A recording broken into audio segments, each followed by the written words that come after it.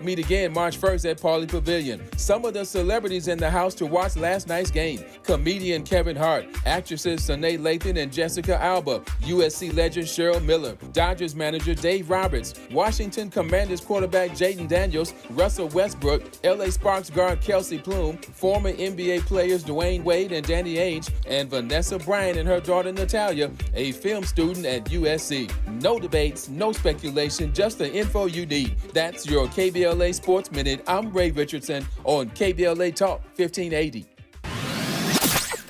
They can do anything they want to us. We might not be back. I might be in jail. I might be anywhere. But when I leave, you can remember I said with the last words on my lips, I am a revolutionary.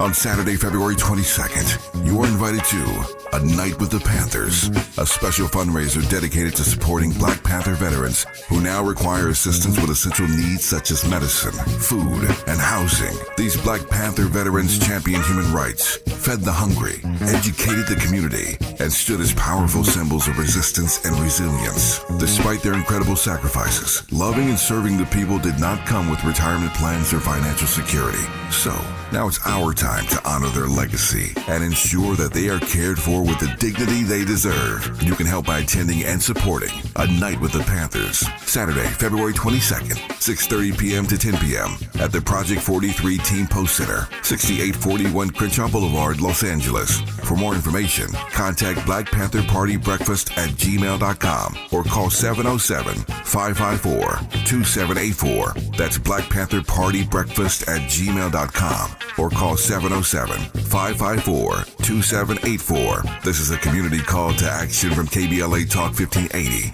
At KBLA Talk 1580, we've got your black.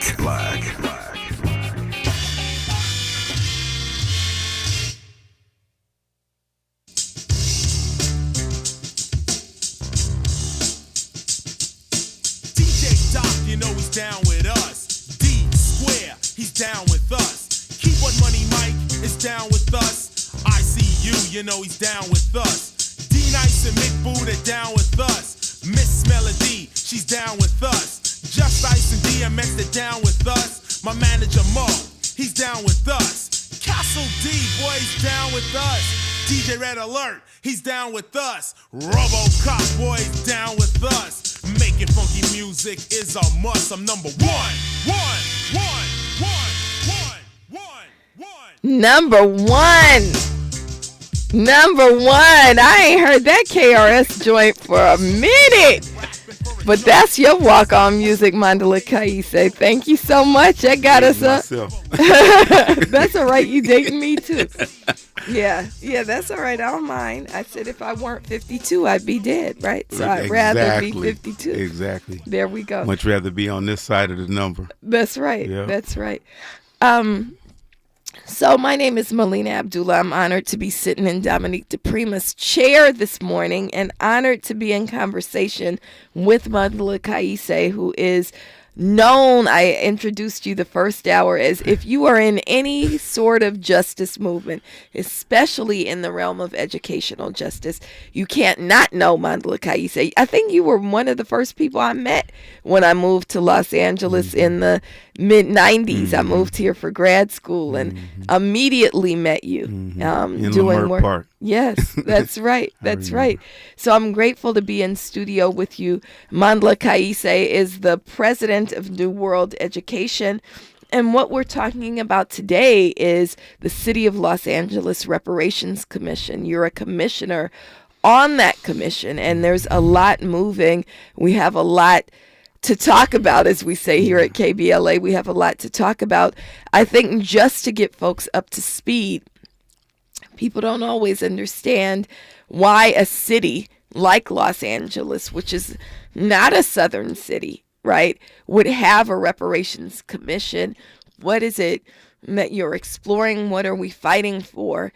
So if you could just outline the charge of the reparations commission for the city of Los Angeles.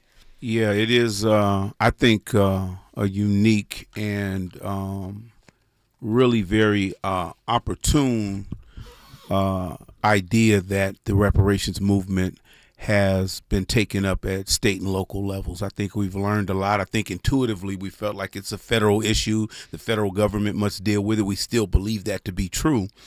But we found that local and state governments played a role. Right. You know, not only in the maintenance of the institution of slavery, but also in maintaining some of the conditions and what we call the vestiges of slavery. And also when you talk about the enduring harms and the ways in which slave-like conditions have continued to be the defining aspect of the Black experience, you know, state governments often wrote laws that were consistent with maintaining that subservient, what some would call second class, what many of us would call non-citizenship type status for African Americans, even though we were out here on the West Coast and were not officially a slave state. So you had things like slave owners bringing their slaves to California and being allowed to maintain control over their slaves in California. You had Californians participating in the capture of slaves and them being returned to slavery during the slave period. And then post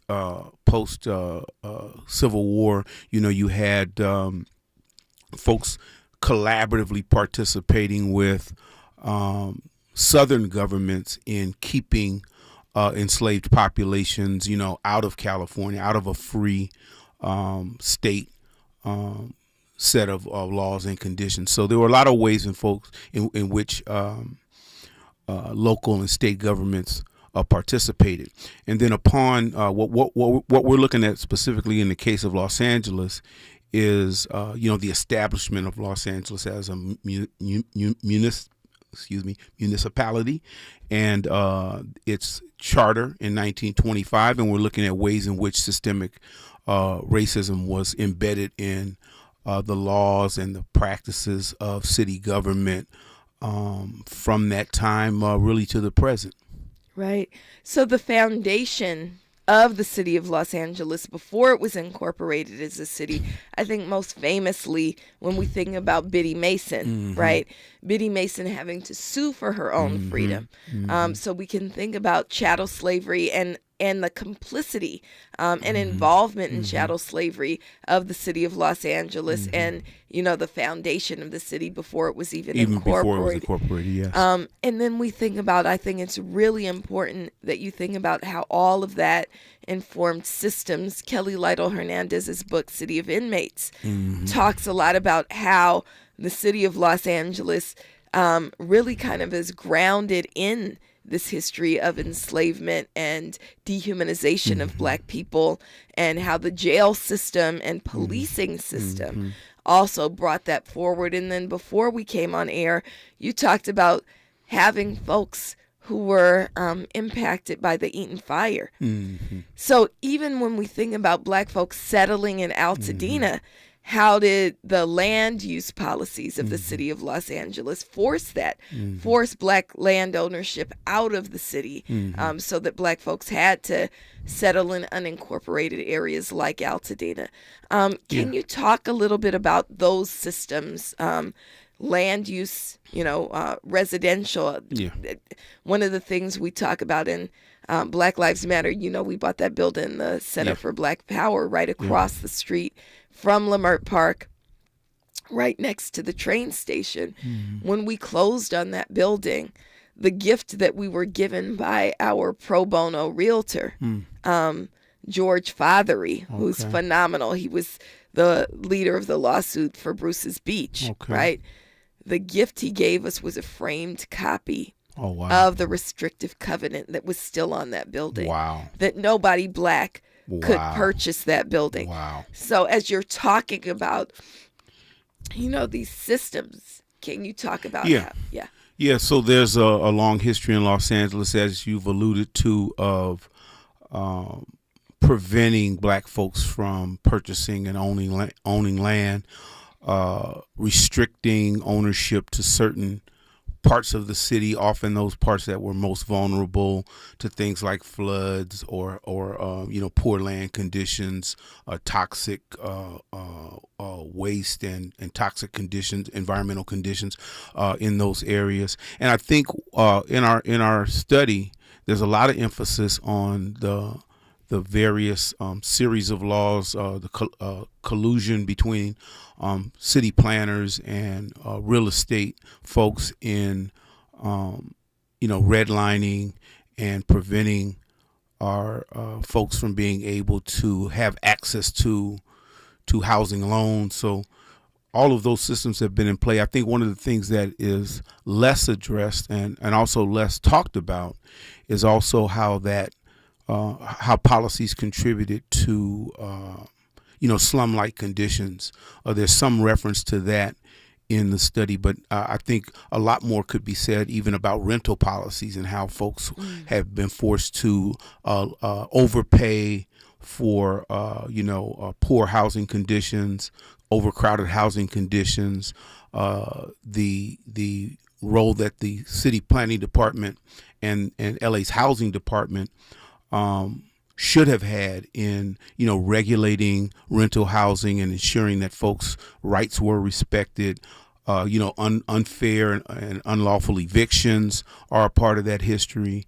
So this concept of not only housing segregation, not only the prevention of folks to own land, but also just keeping Black folks in a state of what we call housing insecurity, being in a position where you don't have stable housing and you can't guarantee that you'll have a place to live at any given point in time. And we see that manifest now in the tremendous homelessness problem that we have in the city of Los Angeles. That's right. So I'm looking at the study, which you all just released last week. You had a forum. The City of Los Angeles Reparations Commission had a forum last week where the study was released. And in that study, you talk about everything from the vestiges of slavery to housing to also the role of police and jails and criminalization, right? This, what Yusef Salaam calls this criminal system of injustice. When we come forward, I'd love for you to just pull out some of those key items. Okay.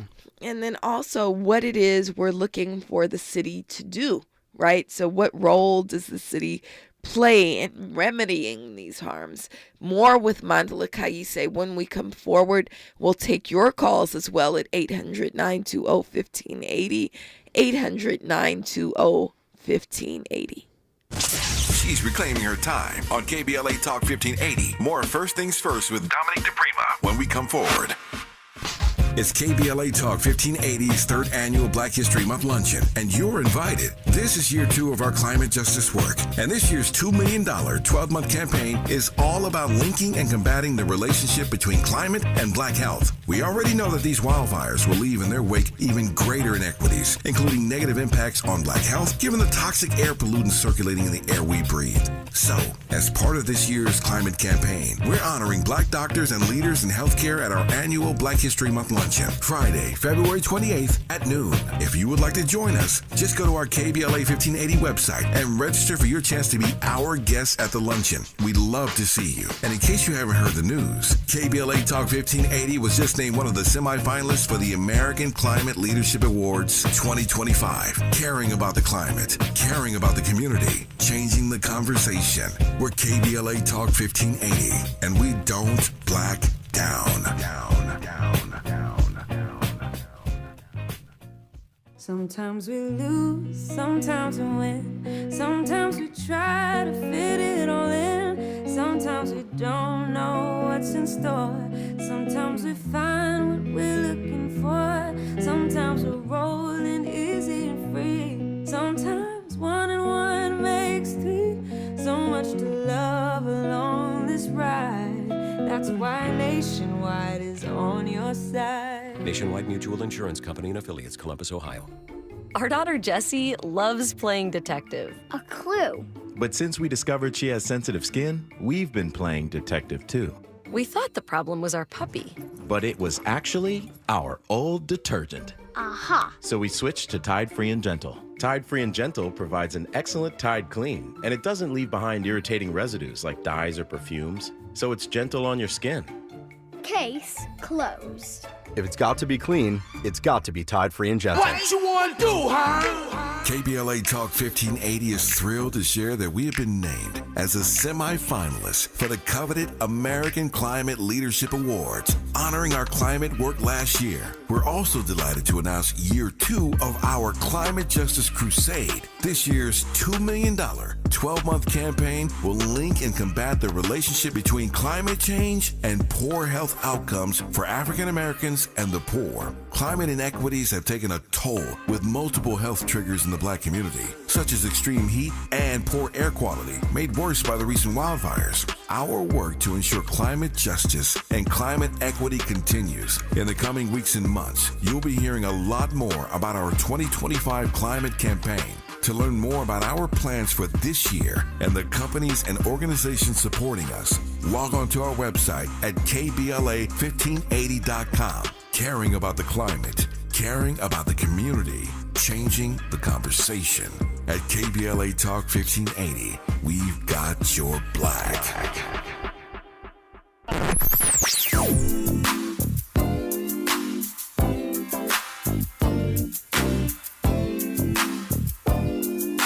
This is KBLA Talk 1580. Talk radio. That's music to your ears. We're unapologetically progressive. KBLA Talk 1580. The conversation continues right now with Dominique DiPrima on First Things First.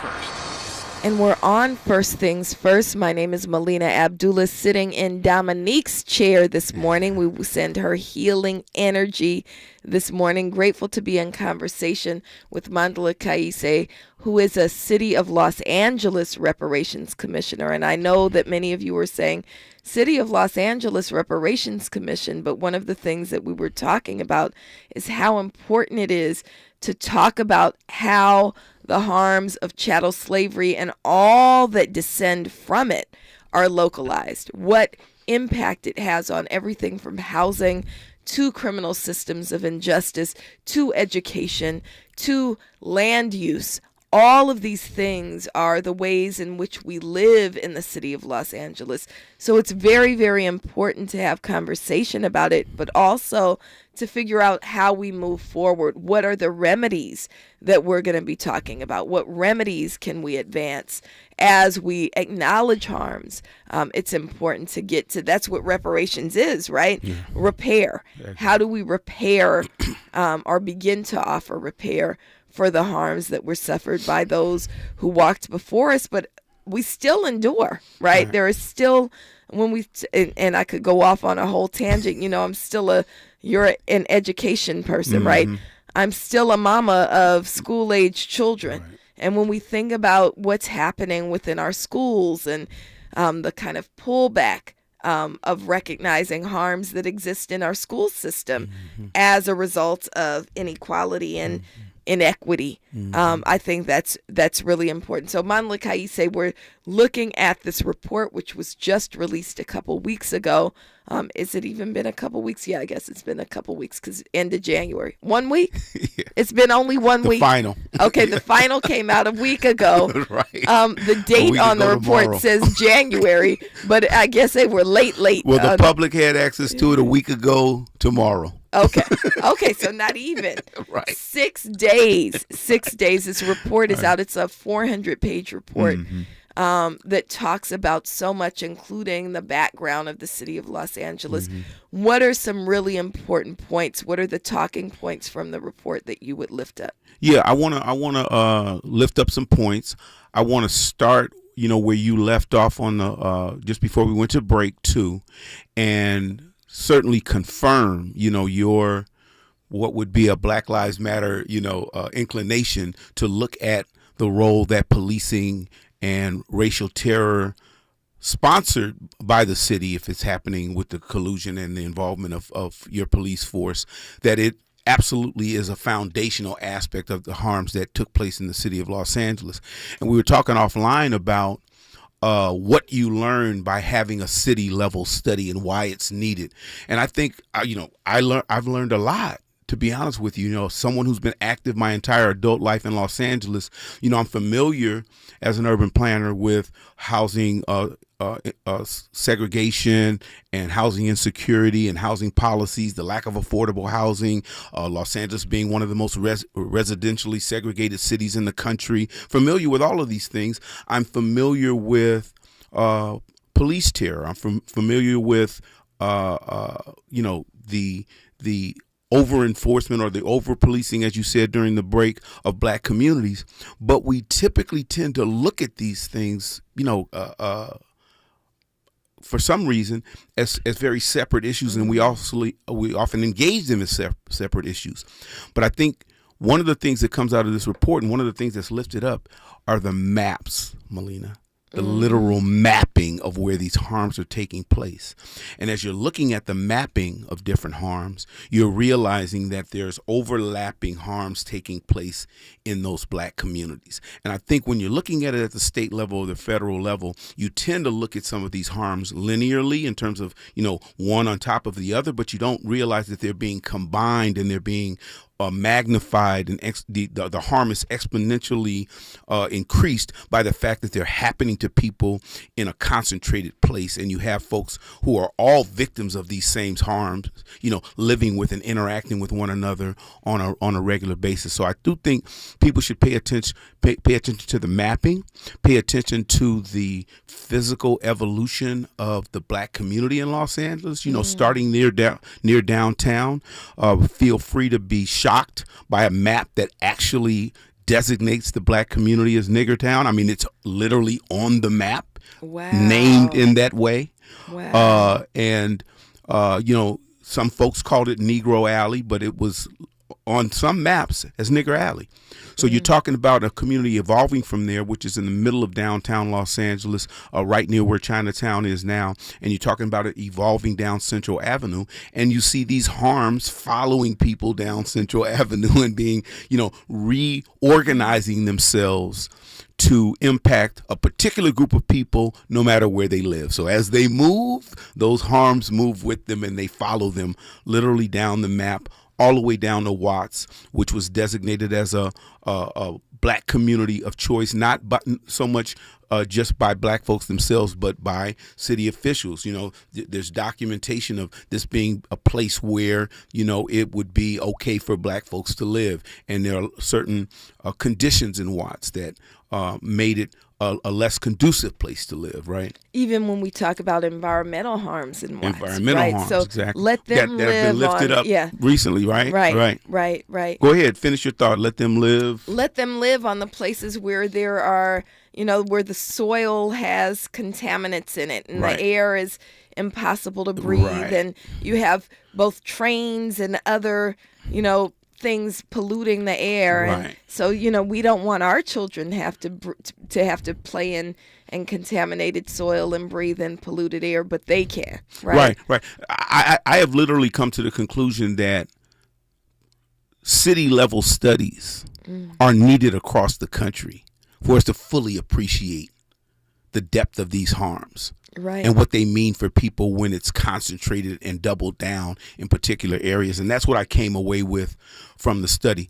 The racial terror section has maps of Klan chapters in Los Angeles. And it has documentation of news reports of public officials, taking their oaths to be members of the Klan, openly, even as they're serving in government. Well, I know it also has the deliberate recruitment of active Klansmen into LAPD. Absolutely. So when you talk about these systems and these harms being kind of layered on top of each other, you can look at, again, the racial terror section. You can look at the ways in which where black people were corralled into, the spaces that we were corralled into, also being the sites of terror exacted upon us by police, right? The Watts uprising didn't happen in Watts for no reason. It's because Black people were corralled into Watts and then police unleashed on them. Right. Environmental harms, when we talk about disparities in health, that happens because it's intentional, and the creation of these communities, which I think Black people have done a fantastic job of making the best of what we had, right? Oh, absolutely. My cousin owns a Watts coffee house, right? That the beauty that comes out of Watts is what we do when we get slop, right? But the idea that we should be living in these conditions is in the first place is the harm. And just to double back on your question, when you think about slavery and you think about the institution of slavery, you think about the necessity to keep folks, the enslaved, physically contained. Right. And then you look at slave patrols and other forms of oversight that maintain that containment, control it. So you're seeing the same thing in urban cities in the 20th century, where containment is key to how folks are treated.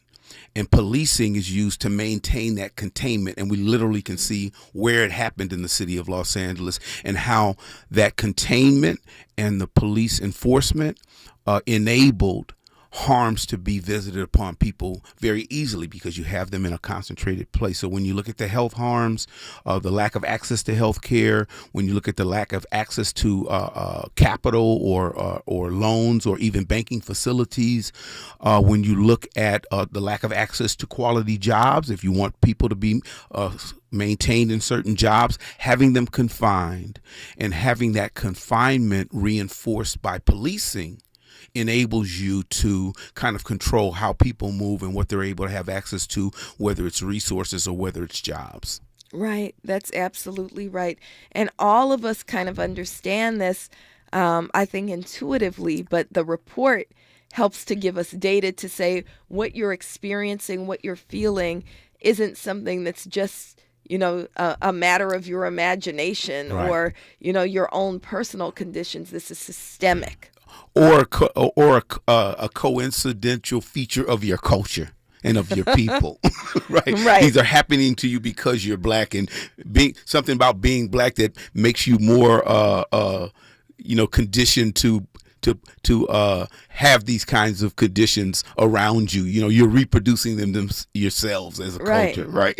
Right. Well, Manny Marable says it's not you, right? Yes. That these systems are intentionally and deliberately created to produce these outcomes. Yeah. So when you talk about the overrepresentation of Black children in the foster care system, right, when you talk about failing schools or schools that have failed our children, right? When you talk about, the inability to have to live in housing fit for the inhabitants of human beings, as the Black Panther Party would say. All of that is deliberate by a system. Yes. And I think it's really important. Last hour, we were talking with my oldest child, Tandiwe Abdullah, and they were talking about, the ways in which we have to rebel against systems, right, and understand that we can't afford to be pitted against each other. We have to rebel against systems. More with Mandela Kaise when we come forward. And of course, we're taking your calls at 800-920-1580. KBLA Talk 1580 is an intervention. When we come forward, includes you. KBLA Talk 1580, turning pain into power. I'm Bree Wood with 4 Things You Should Know with BIN News. The Trump administration is ordering the mass firing of probationary federal employees. On Thursday, the Office of Personnel Management met with agency leaders and advised them to begin firing any probationary employees immediately. 14 states are suing Elon Musk and President Trump. The lawsuit filed by Democratic attorneys general argues DOJ and the authority the tech billionaire has been granted are unconstitutional. A new strain of Mpox has been confirmed in New York for the first time. The New York State Department of Health issued a health advisory Wednesday saying a new strain of the viral disease has been confirmed in a person with symptoms who had recently traveled to Africa. And Drake's new album with Party Next Door is here, released just in time for Valentine's Day. The 21-track project is titled Some Sexy Songs for You. I'm Bree Wood on the Black Information Network, your home for Black News First. If you or someone you know is affected by the Los Angeles wildfires, you are not alone. No matter how sad, scared, or heartbroken you feel, CalHope is here for you and all those affected by the devastating wildfires. Find free, safe, and confidential mental health support at calhope.org. This is the KBLA Sports Minute with Ray Richardson. The USC women's basketball team and their superstar Juju Watkins gave number 1 UCLA their first loss of the season Thursday night, a 71-60 win in front of a sellout and star-studded crowd at the Galen Center. Juju had 38 points, 11 rebounds, and 8 block shots. The win snapped UCLA's 23-game winning streak and moved USC in the first place in the Big Ten Conference, a half a game ahead of UCLA. USC and UCLA will meet again March 1st at Pauley Pavilion. Some of the celebrities in the house to watch last night's game: comedian Kevin Hart, actresses Sanaa Lathan and Jessica Alba, USC legend Cheryl Miller, Dodgers manager Dave Roberts, Washington Commanders quarterback Jaden Daniels, Russell Westbrook, LA Sparks guard Kelsey Plume, former NBA players Dwayne Wade and Danny Ainge, and Vanessa Bryant and her daughter Natalia, a film student at USC. No debates, no speculation, just the info you need. That's your KBLA Sports Minute. I'm Ray Richardson on KBLA Talk 1580. I have a dream today. They said it couldn't be done. They said we wouldn't make it. But history had other plans. This February, KBLA Talk 1580 celebrates the dreamers, the doers, and the breakthrough makers of Black History Month. Your station, your stories. We're KBLA Talk 1580.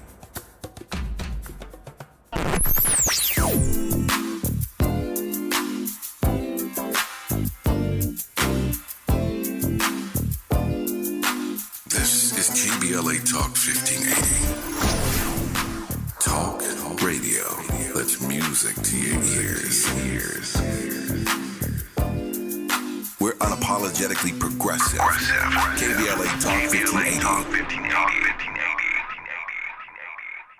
Fatherhood includes being present during pregnancy, delivery, and beyond, supporting your partner and advocating for your baby's health. Black fathers play a key role in reducing maternal and infant health inequalities. Join the free AIM Fatherhood Program and make a difference. Visit blackinfantsandfamilies.org/fatherhood. The California Crusader newspaper would like to thank all of our subscribers for their support throughout the years, proudly serving the South Los Angeles and South Bay areas for more than 40 years. The California Crusader is a multicultural, Black-owned, adjudicated newspaper that focuses on providing newsworthy information to the people in our community. We're constantly looking for ways to assist businesses in our community to connect with our subscribers. We provide low-cost, effective ways to promote your business with our reasonable and affordable advertising rates. You can participate by suggesting, sharing, and submitting your stories on the California Crusader newspaper Community Share Facebook group page, or visit our website at cal-cruise-news.com. That's calcruisenews.com. Then click on the Submit Now button located on the top right corner of the homepage, or text CCN to 42828. Again, text CCN to 42828. The California Crusader newspaper, working together to build a better community for our future. Subscribe today. KBLA Talk 1580 stands with you, neighbor to neighbor, bringing you resources and what you need to know. For up-to-the-minute info on distribution hubs, help, and volunteer opportunities in the Altadena area, please visit Neighborhood Servants or Pasadena Community Coalition on Instagram. The Wild Seed Collective is offering free grant workshops to businesses impacted by the LA wildfires. Find them at wildseedcollective.com. Fuller's Psychological and Family Services is offering 12 free therapy sessions to people impacted by the fires who are unable to access care. Contact Executive Director Dr. Ted Koss at tedkoss@fuller.edu. Grief and Hope, the LA Art World Mutual Aid Relief administered by The Brick, is offering help to artists impacted by the blazes. Info is available at the/brick.org. On Instagram, Mutual Aid LAN is updating a Google Sheet in real time with locations, verified GoFundMe sites, and current resources. If you haven't done so yet, it's still a good idea to sign up for Notify LA on your phone for fire alerts and updates. Praying, advocating, and standing with you. KBLA Talk 1580. Broadcasting live from Leimert Park, USA. Welcome back to your home for unapologetically progressive radio, KBLA Talk 1580. My name is Melina Abdullah, and I'm honored to be sitting in Dominique DiPrima's chair, sending her healing energy. I'm sitting across from Mandela Kaise, who's with the Los Angeles City Reparations Commission, and grateful for this conversation. We're also talking about the report that was just released 6 days ago, which is, I think, a really important telling and documentation of the harms that were caused both through chattel slavery, but also the vestiges of chattel slavery in the city of Los Angeles. And Mandela, during the break, we were talking about the other piece of it, and big ups and shout out to our sister, Friday Jones, Kanza Muhammad Jones, who we go back. I was just saying, we went to Howard together. We go way back, but she's doing phenomenal work on the Reparations Commission and lifting up that there's also what is the city responsibility and departmental responsibility. How have they participated in those harms? Can you break that down for us, the kind of two aspects of the report? Yeah, so we had two partners for the study. One was the Cal State Northridge was our academic partner, some faculty from Cal State Northridge, led by Dr. Karen Stanford, yes. Right. Marquita Gamage and Gabriel Selassie. I'm not naming them all, but those are some of the folks off the top of my head who were part of that work of really documenting the harms and showing across those 12 aspects of life what Black folks have experienced in the city of Los Angeles. But we also had a partner that was more of a development side partner in terms of looking at how do we assess the role of the city of Los Angeles in these harms and its culpability, its responsibility over the decades for either being collaborative with these harms or putting policies in place that actually generate and help to sustain some of these harms. So Mockingbird Analytics did that part of it. They went through the city of Los Angeles, structured department by department, and actually identified some kind of usual suspects, if you will, in terms of the city of Los Angeles departments that may have played a role. And you know, our commission has been incredible in helping to engage and kind of direct our partners. You know, Kanza Jones Muhammad, again, she brings her knowledge of the reparations movement nationwide and a lot of the activities nationwide, and that was part of the reason why she was very instrumental in proposing that we have a development partner along with the study partner. We got two attorneys on our team, Michael Lawson and Virgil Roberts, who Virgil Roberts, I think, has brought a unique understanding of the city and how it operates because he served on city commissions, and so he's lifted up the role of some of those what you might call quasi-governmental agencies, because they're commissions that have a lot of power, and they don't necessarily, their lines of authority don't necessarily run through the mayor's office or the city structure. They're quasi-independent bodies and departments.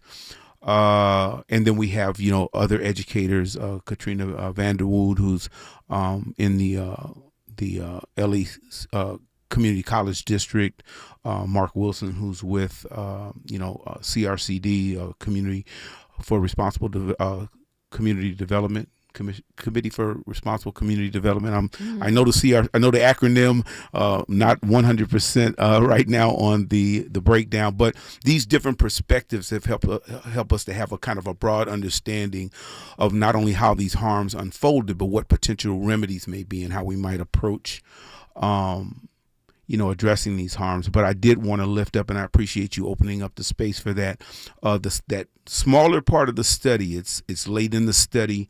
It looks at the harms city department by city department. It lifts up racial terror, as we have in our conversation, as kind of a defining aspect of the city's role in these continuing harms, as well as housing policies by the city. And then it kind of links racial terror and housing to labor, the devaluing of black labor is the language that's used there. I was watching the Miles Davis film with Don Cheadle the other day, and you see him being harassed outside of a club where he works. And so you get a chance to see how when there are racially motivated policing practices, it can impact you in all aspects of your life, and most notably in the economic aspect of your life, because that's where a lot of times folks are, the desires to hold people in check. It's where they live and where they work, what their access is to income. And so you see that reflected, across these harms, that this condition of being expected to be confined to certain locations, right? Grounded in the housing segregation, and then the enforcement of that confinement by, the local police force and law enforcement in general. Right. So if we were to lift up, and I appreciate the naming of names, right? So the naming of departments is really important, that we don't just say it's the city and then nobody claims responsibility, right? That it's important that we name names. So I know some people don't believe, a lot of the work that I do is around ending state violence and ending police terror on black people. And some folks don't say who the killer cop is because they don't want to utter the name of evil, right? Well, I believe in naming names. I believe George Zimmerman should never be able to walk this world freely, right? I believe that Derek Chauvin should be named and everybody should know who that killer cop is. I believe in that. I believe in knowing that Lyons from the Torrance police killed Christopher DeAndre Mitchell, and that it's important that we name names. And so I think that with looking at what departments are responsible, it's the naming of names. So if we were to name names, when we talk about the greatest harms meted out against black people in the city of Los Angeles, what departments are responsible? Yeah, I think, again, drawn from our study and what's been named in the study, certainly LAPD and its history is a huge player and a culpable entity. The Los Angeles Housing Department has been named and is clearly a culpable entity. And I think the third that stands out most notably is the Planning Department. The Planning Department and the policies that are related to housing segregation. And as I've shared, I still can't say that our study has verified this part of it, but I have to do justice to a lot of the work that's being done by some of our activist intellectuals in some of our universities right now around housing insecurity as it relates to rental housing. And because when you deny people the opportunity to own homes, they're forced to deal with rental housing, and they're forced to deal with rental housing where they can get it, and they're forced to pay what they're asked to pay in the places where they're limited to getting housing. So I think the housing department and its policies related both to redlining, but also to the failure to hold rental housing owners, apartment owners, to certain standards of living in black communities. It's documented that folks got away with all forms of violations of housing policies, and those were never enforced. And black folks didn't have access to, a complaint system and an ability to have their grievances addressed, and then they could be evicted for actually bringing any grievances to the table in the first place. So I think the housing department is a big one, and the planning department is that third. Housing, planning, and at the top LAPD, of the list, absolutely. LAPD. Absolutely. LAPD. And to your point of naming names, I can't name them all off the top of my head, but they really do go through the history of who's headed up those departments. And, again, folks who were avowed public Klan members, heading up police departments, holding city council offices. Some of whom still have their names on buildings, like Parker Many Center. of whom right. still have their names on buildings. If we could go back to 2020 and continue to remove names and monuments, we'd have a lot of work to do in the city of Los Angeles in that regard, for sure. That's right. Yeah. More with Mandla Kaise. I specifically want to talk about what some of the remedies might be. What can the city do to repair the harms? One, stop exacting the harms because they're still in process. But then how do we move to repair? More with Mandela Kaise when we come forward right here on First Things First. More First Things First with Dominique DiPrima when we come forward. I feel so alone. I'm embarrassed to talk about it. How can I help my kid if I can't help myself? I can't remember when I wasn't stressed. I don't like it. When you feel overwhelmed by your thoughts and emotions, it's okay to get help. You are not alone. CalHope is here for you with free, safe, and confidential mental health resources for youth, young adults, families, and you. Find support now at calhope.org. My mom has decided to learn to paint, and she's good. My dad's now into creative cuisine, and I've already put on 6 pounds. Learning new things comes with age. My mom, she started forgetting my name and what we're talking about. Forgetting well-known things doesn't. Memory loss may be a sign of Alzheimer's disease. Early detection gives you and your loved one time to plan for the future. Learn the warning signs of Alzheimer's at 10signs.org. Brought to you by the Alzheimer's Association and the Ad Council. KBLA Talk 1580. We've got a lot to talk about. KBLA Talk 1580, connecting you with services and solutions. Worried about eviction? You have rights, and Stay Housed LA can help. Stay Housed LA is a partnership between LA County, the City of Los Angeles, and local service providers. From Lancaster to Long Beach, we're here to help you with tenant education workshops, legal clinics, free legal services for eligible tenants, and online resources about tenant protection laws. Don't face eviction alone. Call our hotline at 1-888-694-0040. That's 1-888-694-0040. Or visit stayhousedla.org. Stay Housed LA, keeping Los Angeles residents in their homes. Stay Housed LA, your rights, your home, our community. This is a community call to action from KBLA Talk 1580. Thanks for calling Discover. This is Nia. Hi, Nia. It's Jennifer. Did you know that Discover automatically doubles all the cash back you've earned at the end of your first year? Yeah, I work here. Okay. I was just double checking. Get it? Because Discover automatically doubles all the cash back you've earned at the end of your first year? Oh, you get me, Nia. You could say that I double get you. I guess we've taken it too far. You earn, we match. Discover Cashback Match. See terms at discover.com/creditcard. This sandwich is not just spicy, it's flavorful. Hi, this is Patayo. And this is Elsa. And a little thing I love about the Chick-fil-A Grilled Spicy Deluxe Sandwich is that spicy kick. Because the spice comes in at just the right moment. Oh, no. A little thing I love is that cilantro lime sauce. It's a fun blend of zesty and bold. That's what really makes me happy. Are you going to eat all your fries? Order a Chick-fil-A Grilled Spicy Deluxe Sandwich and a Diet Dr. Pepper on the Chick-fil-A app for a limited time. Real guests paid for their testimonials.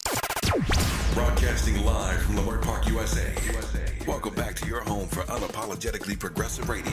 KBLA Talk 1580. And my name is Melina Abdullah. I am sitting in Dominique's chair having a conversation with Mandela Kaise about the City of Los Angeles Reparations Commission and what is coming out of this report that was just released 6 days ago. What we've talked about is how the report goes into the history of the City of Los Angeles, the vestiges of chattel slavery that undergird this city. What harms have been carried out against Black people in Los Angeles, and what city departments are directly responsible. What we haven't gotten to yet is how do we begin to repair the damage? And one of the things that we talked about is, one, you have to stop committing the harms, right? So when we talk about LAPD, when we talked about the 3 departments that are the number one offenders, LAPD, housing, and planning were our top 3, with LAPD at the top of the list, recognizing, and we didn't talk about this, but maybe very quickly, you can just mention how the report does go into the way in which LAPD was specifically recruiting active Klansmen to be members of LAPD. Yeah, there's a elaborate section on racial terror in the study, and one of the things that's lifted up is the leadership of LAPD. You know, and most folks are aware of the legacy of Chief Parker and how that kind of established kind of the defining era of policing in Los Angeles, and particularly how policing engaged black folks under his leadership, and all of the racially motivated ways in which black folks were targeted by the LAPD, etc. I think that by going through key points in our history, and a lot of it being framed around the two urban uprisings that we've had in Los Angeles, it kind of, each of those are traced back to policing policies, the criminalization of the Black Panther Party, for example, right. Here in Los Angeles, you know, one of the leading Black Panther chapters in the country. And, you know, it documents police harassment of a medical clinic that was founded in the name of Bunchy Carter, to the point where the delivery of medical services through that clinic became non-functional because of police harassment. So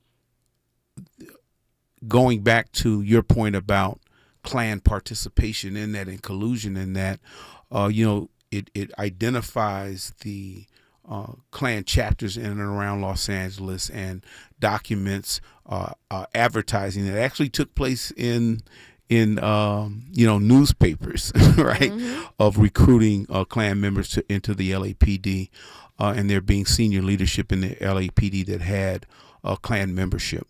Right. And when I say we have to stop the harms that are still being committed, although the ads don't say we're recruiting active Klans members, mm-hmm. right?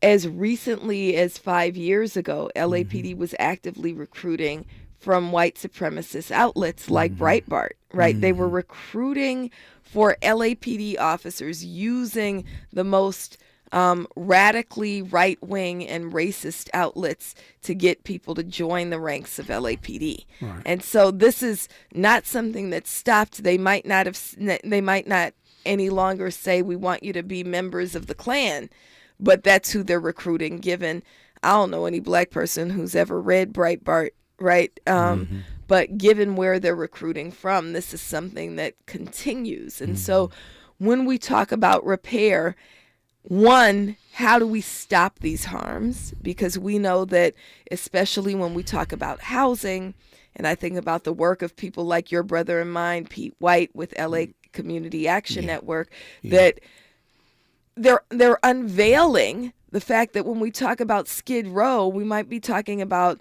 an unhoused population overall in the city that's about 40% black, but Skid mm-hmm. Row, you're talking about upwards of 80% black, right? Mm-hmm. When we talk about why people are unhoused in the first place, you mentioned, the rental policies, right? Rent is too high. Rent, I think you can say the D word, but I won't risk it on here. But rent is too damn high in the city.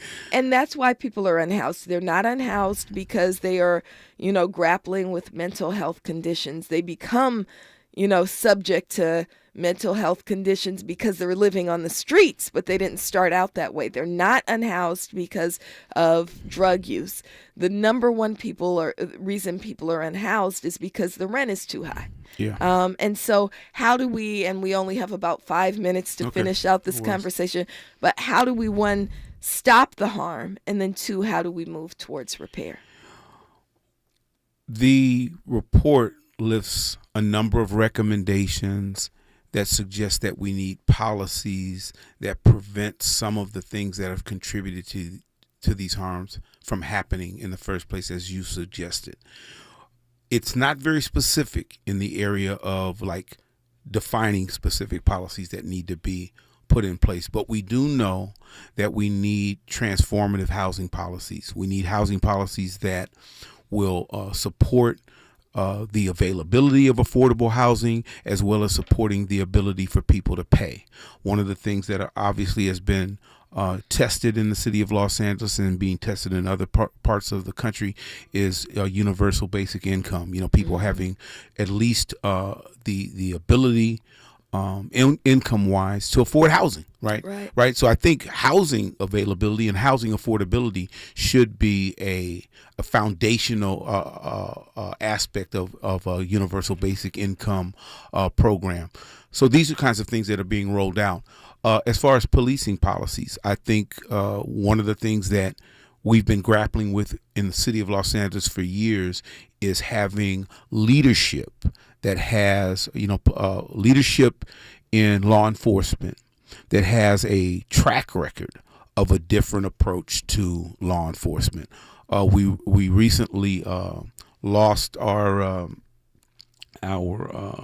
district attorney who was attempting to bring a different kind of policy and mindset to that office in terms of how laws are enforced in the county of Los Angeles. But having leadership that has that track record, that has those values, I think is something that we can expect the city to begin to engage in, to kind of identify the kinds of values and qualities and demonstrated track records that people should be bringing to their jobs.